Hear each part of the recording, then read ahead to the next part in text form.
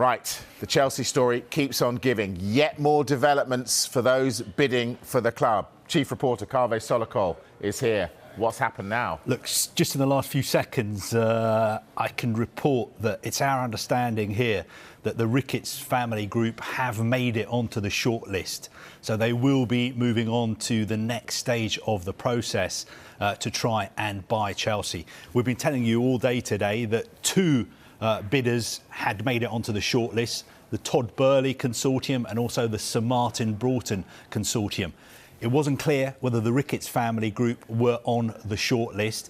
I've just been told that they are on the shortlist. That is my understanding of the situation at the moment. Obviously, this has been quite controversial because the Ricketts family own the Chicago Cubs. Their consortium has the money to be able to buy Chelsea. But one of the controversial aspects of it has been these historic emails that were sent by the patriarch of the family, which contained some Islamophobic comments. Now, he has apologised for those comments. He is not part of this bid. The Ricketts family came to London, Tom Ricketts, to meet Chelsea supporters, to try and explain, to listen to their concerns. The Chelsea Supporters Trust, I don't think, were totally satisfied with what he said, and they came out today in a statement and said, look, we need the Ricketts family to speak in public. We need to hear more from them. They need to engage more with Chelsea fans. I think the Ricketts family are going to do that, but they have some work to do to convince Chelsea supporters that they are the right people to take over the ownership of the club from Roman Abramovich. But as I said, just in the last few seconds, we are in the position where we can say pretty confidently that they are on the shortlist. Right, so that's three in the mix. Could there be any more? Well, again, just in the last few seconds, an update on Nick Candy's situation. Now, Nick Candy, Chelsea supporter all his life, luxury property developer in London. He has been trying to put a consortium together. He made a bid for the club last Friday. He increased the bid to more than £2 billion. He was backed by some financial institutions from South Korea. Now, I'm not sure if that is the case anymore. Some of those backers appear to have pulled out in the last few hours. But as far as Nick Candy himself is concerned, I think the situation is that he doesn't feel he's out of the race yet. And he is still talking to some of the other bidders as well.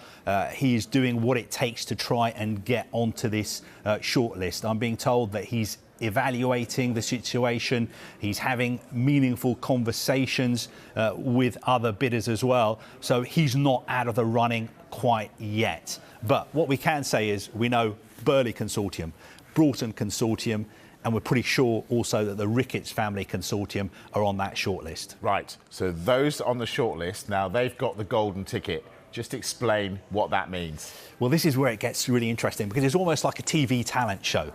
They've got through one stage of the process. Now they move on to the next stage of the process.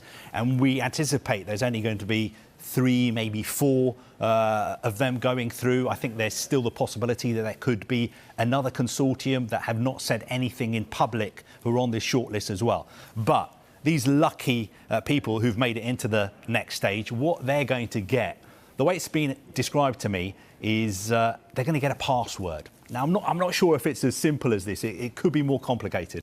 But they're going to get a password, and that password is going to give them access to all Chelsea's financial data and information. Because obviously, if you're going to spend £2-3 billion on a football club, you need to know what you're buying. You need to have a good look at the accounts. And this password will give you access to everything, including all the players' contracts. So you'll know exactly what you're taking on.